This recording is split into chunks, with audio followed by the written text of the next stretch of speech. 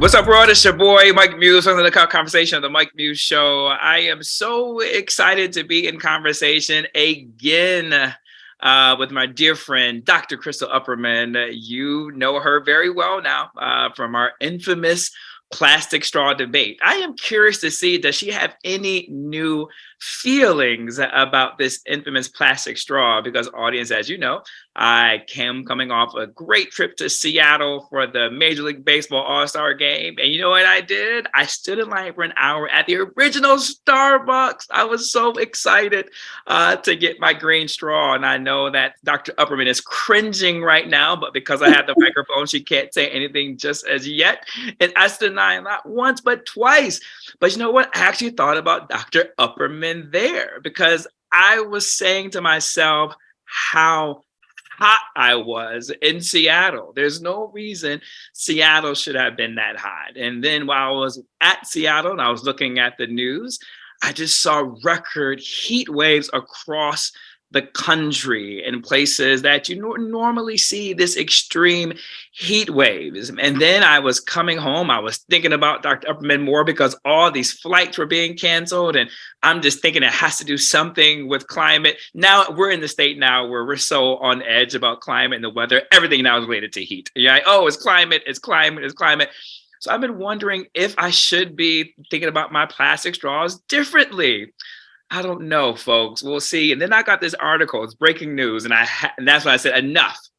Get Dr. Upperman on the phone when I saw that the currents of the ocean are changing. Like, what does that even mean? I know I'm out of my comfort zone here. So I brought in an expert to help us walk us all through this heat wave. I'm hot right now, even talking about being hot. The brilliant, the dynamic, the incredible Dr. Crystal Upperman. What's happening, Doc?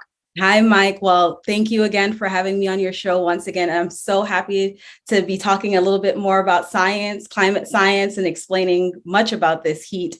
I have to say, with me being on your mind so much, I'll have to make sure that, we have a conversation about these straws at some point. I'm gonna have to send you a glass straw, a metal straw, something for you to have some substitute. But it's bigger than straws, my friend. It's much bigger than straws. I know, but I'm glad you're saying that, because I think that it is now straws. But I felt like there was a period. I'm not saying it's not a valid argument. I'm not that strong on plastic straws that I can't admit to the damage that single plastic use is causing to our environment, from the plastic bottles we're using. I don't know, Doctor, I'm using this. I don't know if this is sound or not for me to be using. Audience, I'm holding up I don't think it's a reusable bottle, but it's some type of bottle that I can use multiple times.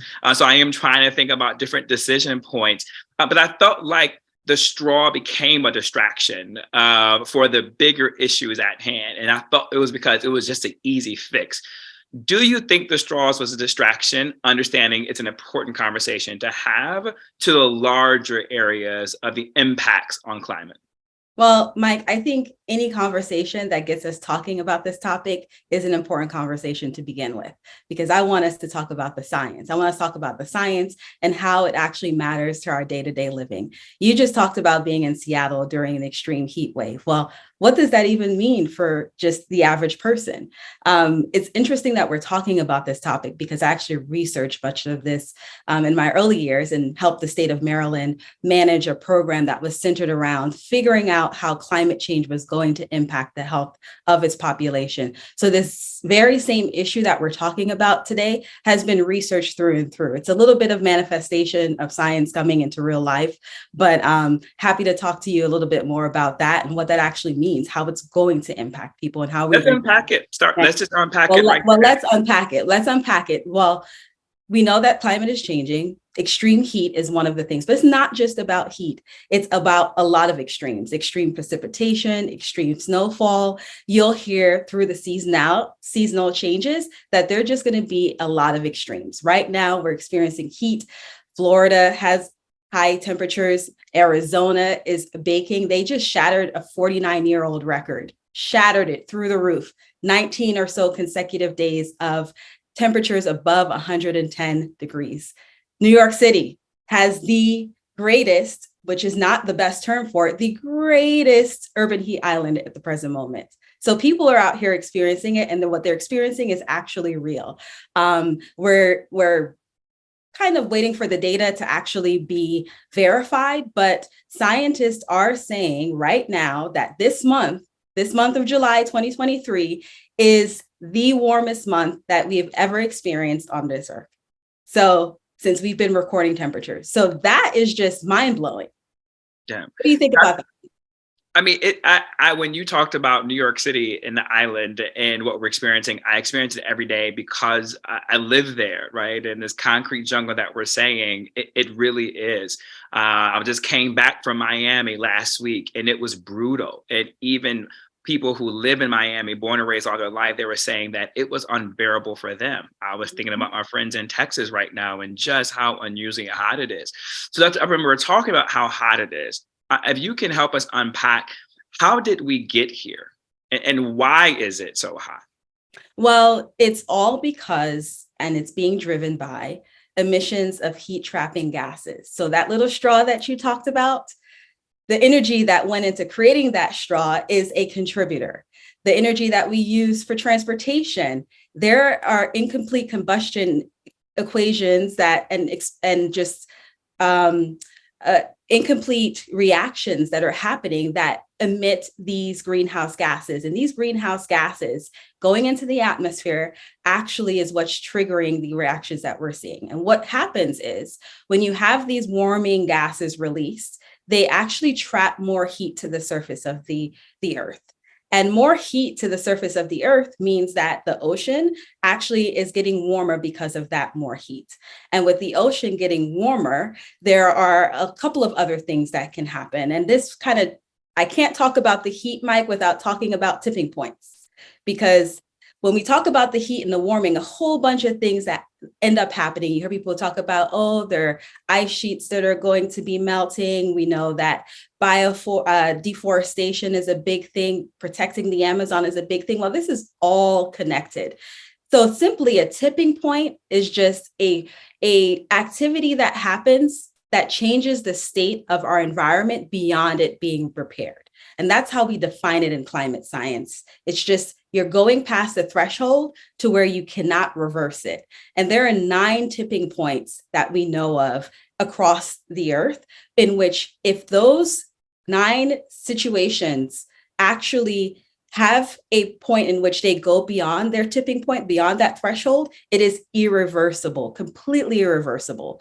You talking about Amazon rainforest deforestation, you deforest the rainforest, you don't have a lot of trees, that reduces fresh water.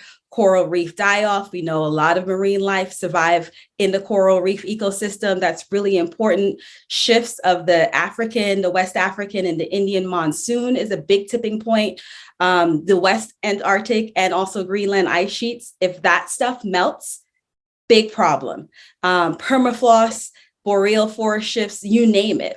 But there's one I know you want to talk about which is the Atlantic meridional overturning circulation breakdown, which I will get to.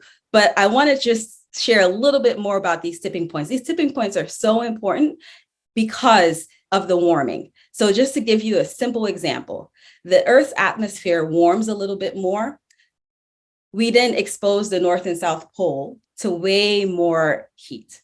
And that heat actually leads to melting. That melting actually causes fresh water to enter into the ocean system. And I'll talk a little bit more about what that freshwater system and why it's so important for this topic of the overturning of the circulation. If I can stop you right there, there's a lot that I want to go back and unpack. And audience, feel free at this time. Every now and again, I have a conversation where I do an alert where I say it's time to grab your notebook and your pen. This is one of the conversations where it's time to grab your notebook and your pen. Get it out. I need to do a disclaimer now every time Dr. Upperman is on. Just grab your notepad and your pen. My audience actually wanted to ask you that specific question about the Amazon. Literally, this was one of the most commonly DM questions I had got to people wanted to know more about. There's going to be some other things we're going to talk about too as well, but the Amazon, can you talk a little bit about that, right? And the impact that is having. And is it a result of consumer behavior patterns and or demands? And I'm saying that, Dr. Upperman, in relationship to when during the pandemic, consumer behavior patterns changed. And one of the ways that it changed was people started ordering online more. So there was a change in consumer behavior and patterns from brick and mortar stores. And that was me. Like I changed from only doing brick and mortar to now I only do online. There was a change in consumer behavior patterns when it came to takeout. I never ordered like takeout from a like what was considered to be like a normal restaurant. I used to only do takeout like Chinese food, quick Indian food, maybe some Thai food on the go, but I would never order like a 3-course meal from a restaurant, which I started doing, not exclusively, but majority even to this day. So that's what I mean by consumer behavior and patterns. Is there a relationship or correlation, not necessarily to the pandemic, but to consumer behavior patterns and demands that is causing deforestation of the Amazon that is having an impact? Well, Mike, we can have a whole other session about the Amazon for sure, because it's a big topic to unpack. One of the main drivers for deforestation in the Amazon is because of agriculture. So that takes us into a whole different topic for sure. But the reason why it's important is that's where the majority of our biodiversity actually exists. It's really, really important to maintain that biodiversity because it has access to just a lot of natural resources that we depend on for simple things like medicine. Oftentimes, undiscovered cures to actual diseases could potentially come out of that rich basin. So it's really, really important for us to protect it. When you talk about consumer behaviors, it's interesting that you brought up the topic during the COVID-19 pandemic. Everyone, as you said, was ordering from home. Well, actually, because folks were ordering from home, there was a reduction in emissions from vehicle traffic. So there are a lot of reports across even California where air quality got substantially better because of consumer behavior and pattern change. So there's something to unpack there for sure. Is it because people were not on the road as often, so emissions weren't as high? Correct. People weren't on the road as often. Okay, good. So this is good. I want to stick kind of in this sweet spot because as you know, Dr. Upperman, I think of myself as a bridge, right? Between whatever policy is going on, whatever technology or science, be it AI or whatever the case may be, I love to translate that messaging to my audience, right? In terms of what we're doing on a day-to-day. And so audience, what just happened right there is that correlation where you can see the things that we're doing on a day-to-day can contribute to this increase of impacts on climate change. And it's a simple as the less driving that we have on the road, the better the air quality gets. And that's all a big factor for a lot of us right now as we're thinking about that. So sticking with that, Dr. Upperman, let's go to transportation, because you talked about that a little bit earlier in the statements. Coming after you, I cannot wait to be in conversation with my next guest, comedian, actor Anthony Anderson and his mom. They went on a road trip to Europe and it got recorded for E! They were there for 3 weeks, but I'm just thinking about all my other friends and even myself been over to Europe later this summer, and it is extremely hot. But the point of that is we're just traveling more, right? Air conditions are traveling more. Can you speak to that a little bit about the amount of consumers on road trips and flying and how it's relating to emissions? Well, emissions from transportation is a big source of these gases that lead to warming of the earth and atmosphere. And it's really important to understand that it's not just, the person driving from point A to point B. There are individual choices that can be made to reduce those emissions, primarily, to the extent that an investment can be made, having a hybrid or electric vehicle to be able to, transition away from using fossil fuels, being considerate about how you're commuting, being sure to, if you can, carpool, take public modes of transportation where, we're shuttling more people at the same point in time using the same vehicle. So, or even using public transportation to the extent that you possibly can. So yeah, these individual, again, it gets back to the individual choice. Collectively, we make an individual choice. Collectively together, we're all making these choices that can modify the emissions that we see going into the atmosphere. I'm curious about the individual choice conversation because I'm thinking about the car, and we've heard these things before, Dr. Upperman, right? We've heard about tools like carpooling, recycling more. Now there is, with our automotive industry, a deadline that is coming up where the majority of their cars need to be some form of clean gas. And so, but I felt like society really hasn't made the connection for the sense of urgency. You and your fellow scientists, you guys eat, sleep, and breathe this. You guys think about this, right? All of the time. Do you feel like now society is starting to turn the page on being open to your recommendations? Do you feel like society is feeling the weight of cooperative social agreements and understanding and that we're all in this together? Well, before I even get to the societal response and the government response, Mike, we at Deloitte did a survey this year, and we surveyed our Gen Z and millennials. And our survey showed that 60% of millennials and 55% of Gen Zers are actually anxious about climate change. So they care about this topic. In particular, in the US, millennials considered climate change a top 3 concern alongside healthcare and the cost of living. So this isn't just like hey, it's a topic and an issue for later on down the road. Folks are thinking about it today. And in fact, US millennials are more likely to be putting pressure on their employer to take action. So people are concerned and they care about this. Aside from that, governments are responding. We know that our government here in the United States actually has taken action to release 3 substantial pieces of legislation, all in the effort to try and help us combat climate change as a whole. So I think society is there and society is tugging along with it.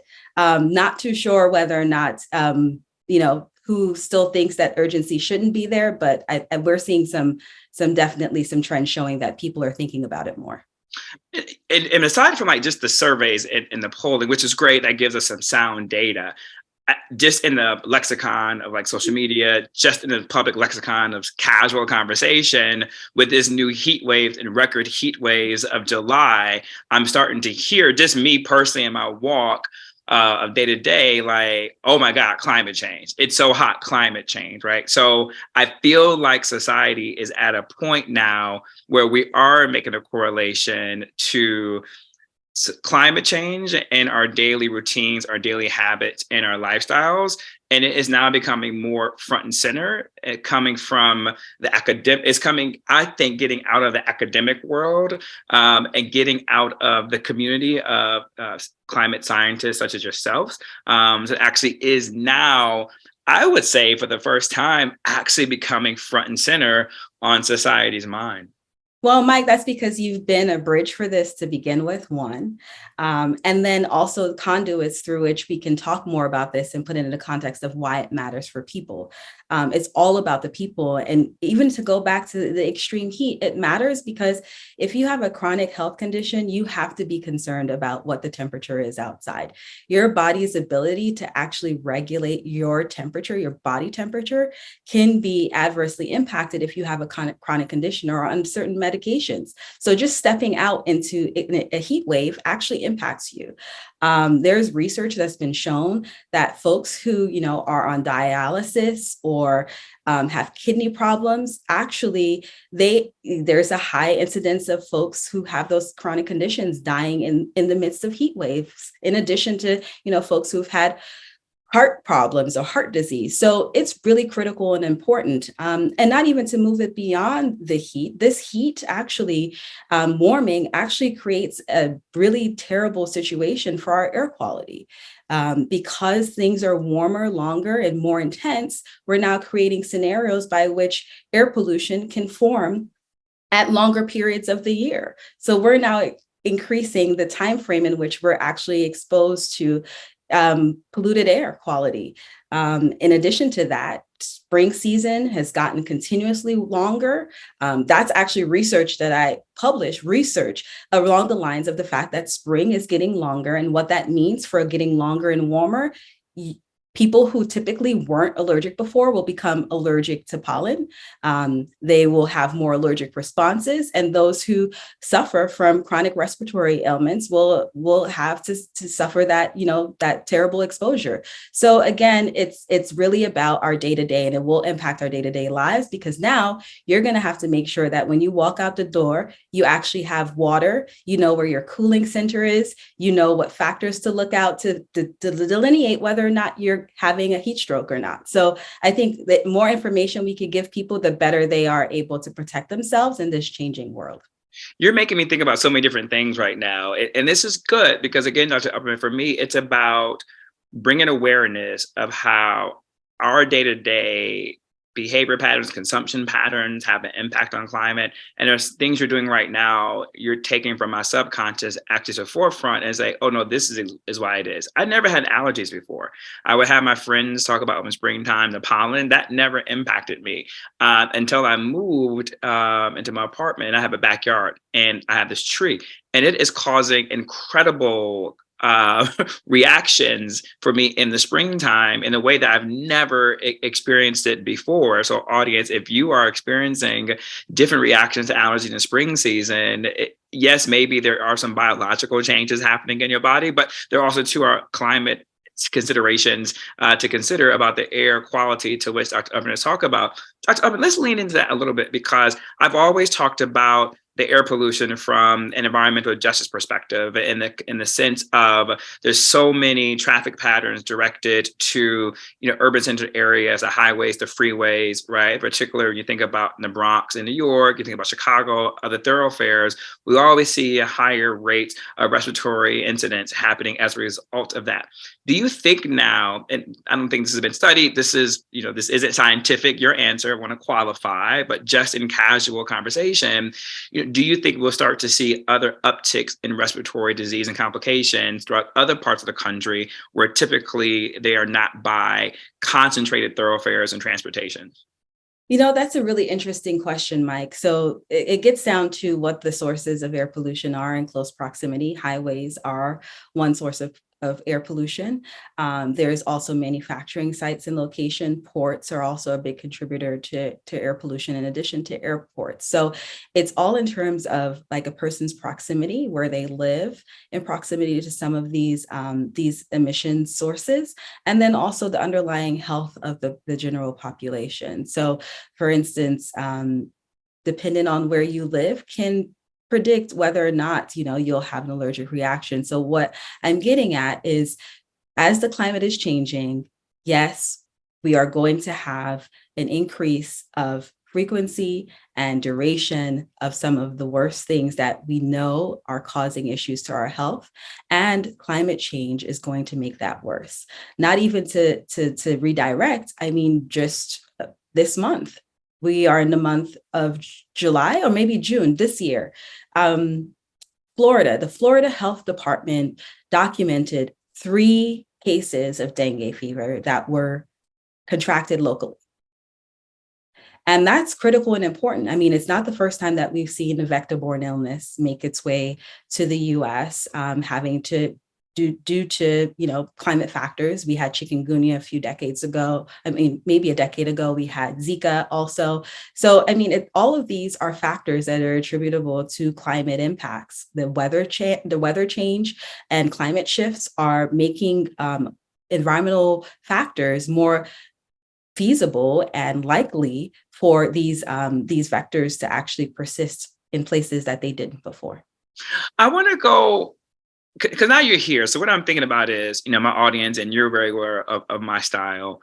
Yeah. I like to give my audience solutions, right? I don't like to soapbox for too long. I like to do a thesis, take the issue, give context to the issue, but I don't want to end there. Mm-hmm. I want to end on solutions, or how my audience can be thinking about it, a sense of call to action. You and I have always gone back and forth about this single plastic use issue of the straw, the plastic bag. So, and we need to stop reducing our single plastic use. I will concede to that, right? But it is still a personal choice. When we think about emissions, think about ways to use other type of vehicles like electric, hybrid, some form of clean gas. I'm thinking about a policy perspective, right? And how my audience and a larger audience out there should be engaging with this. And this isn't you telling people how to vote or whatever, but how should we be thinking about urban planning, right? Like, should we be addressing our local elected officials on traffic patterns, right? Like, that's something we should be thinking about. Should we be thinking about our local elected officials, different ways to engage in public-private partnerships with bicycles, walk paths, different modes of mass transportation. And then also, too, there's conversations around right now about a toll tax in order for people to come to different parts of cities and different areas that are congested. But there have been some critics who push back on that because it redirects traffic to more urban centered areas for environmental justice. So how should we be looking at this? And what would you like to say to our audience on how to be thinking about this in order to create best outcomes in your cities? Okay. Well, that's a really great question, Mike. And I have to say that the fact that we're having this conversation right now is because of richer and more accessible data in the hands of policymakers and regulators right now. We are able to have this topic, and reporters are able to report on this topic because we've gotten to better capturing information. So that can't be, we can't leave that out of the conversation.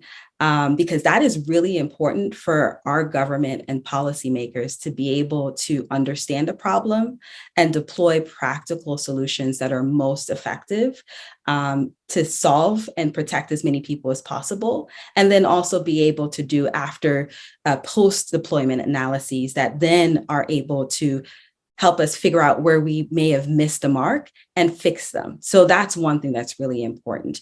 I think that we know you and I are talking about this. This matters to people because it impacts their day-to-day, but it also matters to our government and also to businesses because it will dramatically shift the way that they operate and the landscape to which they actually play and work in. So it's really important to make sure that we have information where we can reassess the entirety of programs and also product delivery for having a greater importance and double clicking on the need for resilience in this shifting climate scenario. I will say that government agencies actually play a pretty critical role in combating this climate crisis, and it impacts you, I, our parents, our siblings, our friends. It impacts every single person.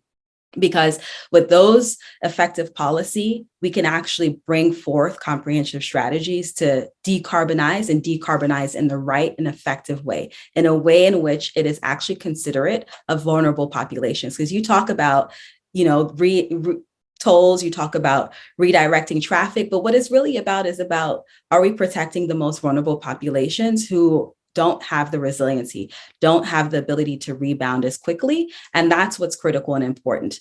So it's really important for us to just make sure that we have in our mindset that realignment framework to make sure that we are helping people understand why it's important for you to think about those who are without, the rural community that is disconnected from transportation pathways, the urban city center individual who just isn't, who's living from day to day, trying to figure out whether they're going to pay their utility bill or buy their medication and food. You add an extreme heat event on top of that, and it's like, do I turn on the AC and have an additional utility charge, or do I purchase my medication? So it's really important. And I have to say that, when you talk about environmental justice, I can't talk about environmental justice without talking about the Justice 40 initiative as an example.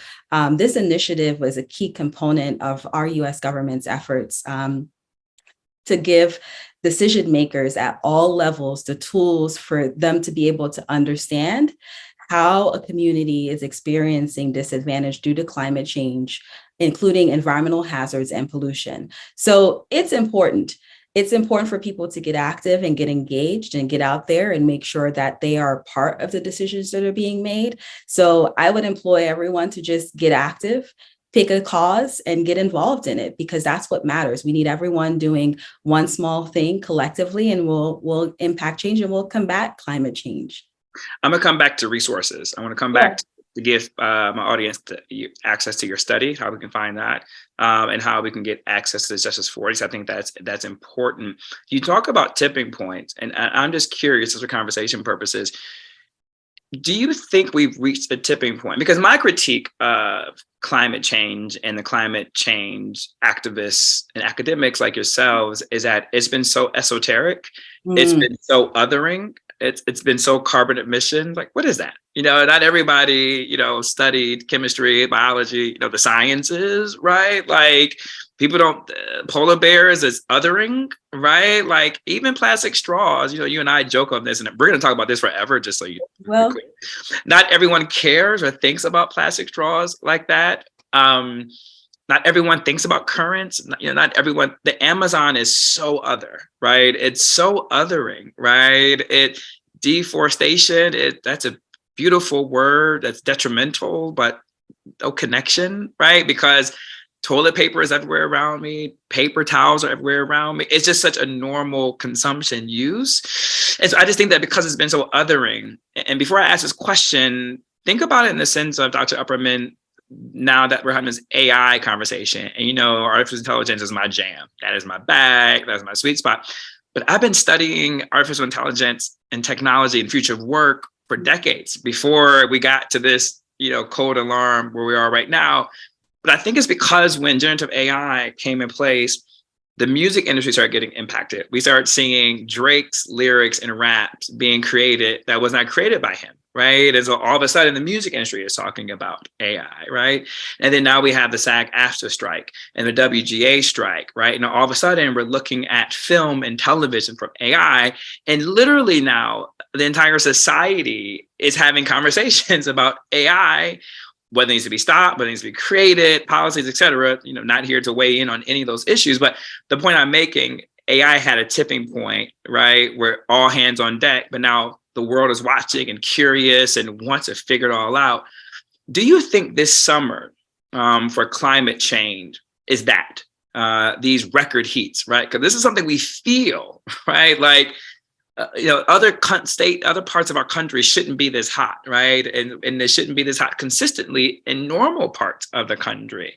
Do you think we are now at that tipping point in society for climate change to have it become like an everyday conversation that's real, tangible, and is no longer othering? Mike, yes, I would hate for it to be, the hard lesson that we have to learn, because in this heat wave, we're going to lose some people. In the pandemic, we lost some people, but we don't want it to have to be, you have to feel it to understand that it's important to respond and important to act to stop it. And it's really hard to delineate and to also get people to galvanize around the fact that we actually have to do something.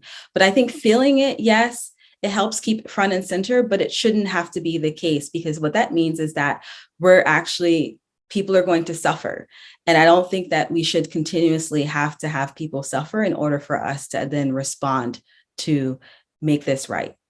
Yeah, I totally feel you. I don't want people to suffer or to die or to lose. And I'm even just thinking about the person who just, still is with us, but still experiencing the heatness and sweating when they go out on vacation. I just think that now it unfortunately brings it to front and center, and it helps to amplify the work of the activists and scientists to help raise alarms to those who are in position of corporations, government, to help bring about the change. Because again, that Paris Accord is so othering, right? That unless you're up to date with treaties and policies, United Nations and geopolitics, like, you get it, it's Paris Accord, that's my jam. You say the Paris Accord to the average person, it's just like, oh, is that somewhere over in Paris, right? And so there is a disconnect, right? And so sometimes I think that certain events bring about more of a national discourse, or societal discourse, I should say. And I think for me, this heat wave is that, which is why I really want to talk with you about that. And as we close, because we're not going to solve all the climate change issues here on this call. But I believe we will, though, Dr. Upperman. Talk to me about what I read in breaking news that just made me fall out of my chair about the currents changing. Can you give context to that? Talk a little bit about that and what we should be thinking about. Yeah, Mike, that research actually came out of a group out of the University of Copenhagen. There's research that was published in Nature, and these researchers looked at some models, and their models came out and said that we predict that this circulation, that's what they're talking about, the circulation is going to slow down the middle of this century. Now, for you and I in present day, we're like, okay, middle of the century, depending on your age, you're like, okay, that's a problem I'm concerned about, or is it a problem I shouldn't be concerned about? Like you say, it's far-fetched. Why do I care? But to care about this circulation issue is to care about habitability. Where do people live? This circulation actually is responsible for carrying warm air from the Caribbean over to Western Europe. So if this circulation slows down, you're not going to have warm air going to Western Europe, making it habitable from the wintertime. It's going to get colder. So it's really important. It has dire impacts on people. It's very, very important, and happy to break down the science for you, but that is the impact. So basically you're saying there goes your vacations to Western Europe. I mean, really, right? Or I should say you may be packing different types of clothes as you go. That's a better way to say it. Can you unpack the science just a little bit? You don't have to go too heavy. It's like an overall broad. Happy to do so, Mike. The ocean is ran by this thing called the thermohaline circulation. Fancy words, means nothing but temperature and salt. So for the ocean to have its currents, it has to be very, very salty and very cold at the North and South Pole.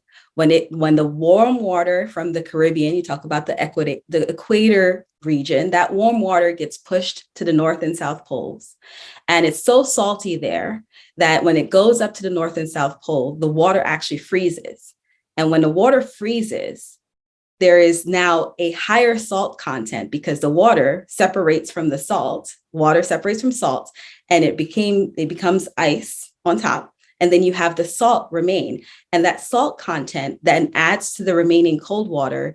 And that remaining cold water actually then creates a sinking. What this is density. It creates a more dense version of water, and it just sinks and drops. And when it sinks and drops, actually that's what creates the currents. So you need very salty and cold water to keep the current moving. If you add warming, that creates melting and introduces fresh water into that system, you no longer have cold water nor salty water. And that's what slows down the current. That is crazy. That is absolutely insane. One, you're brilliant. I'm obsessed with you. That is such a drop the mic conversation. I know my audience is scratching their head. They put the pen down. They're already looking for the rosé right now because that was a lot to deal with. And when I read that, I didn't know what the science was. I didn't know the impacts of it, but I knew I had to call you. But now I get it. And I still feel that same sensation because that is, if I'm not mistaken, Dr. Upperman, that's irreversible. It is. That's why it's called a tipping point. On that note, Dr. Upperman, I thought I was going to leave a little bit more of an uptick, but you just depressed me. And I'm leaning more closer to getting rid of that green straw. I'm not there yet, but I am getting a little bit closer. Dr. Upperman, just thank you for all that you do. Thank you for your brilliance. Thank you for your way of making it very conversational, such a very heady topic. We are so glad that you are in this fight of climate change on behalf of our global society. Is there anything that you like to say in conclusion that I may have missed out that you want to say? No, Mike, I say drop that straw. Eventually, when we get you to drop it, I think we'll achieve success because by that probably would have solved this climate problem. That is called shots fired because she knows the audience. She knows that I don't know how quickly I would have dropped that straw. But with that, really quickly, Dr. Upperman, before I go, how can they see that study and also too, where can they find Justice 40 if you can recall that part. Just Google Justice 40 and you'll find it. It'll take you to our government's website at the White House and CEQ. And then also I can share more links for you to share when you post this, Mike, along the research. But you can find me on Instagram and also on LinkedIn. I love you so much. Keep going brilliant. Until next time, audience, stay right there because as I mentioned, coming up next on the other side, we have my dear friend, comedian, actor, Anthony Anderson and his mom, Mother Doris. You've seen her with him side by side. I'm a mama's boy. He's a mama's boy. And he's taking his mom on this incredible road trip to Europe where it is hot there right now because I just came back from there. And so we're going to unpack the fun, what that would look like and what they did to stay cool. So stay right there and we'll be right back.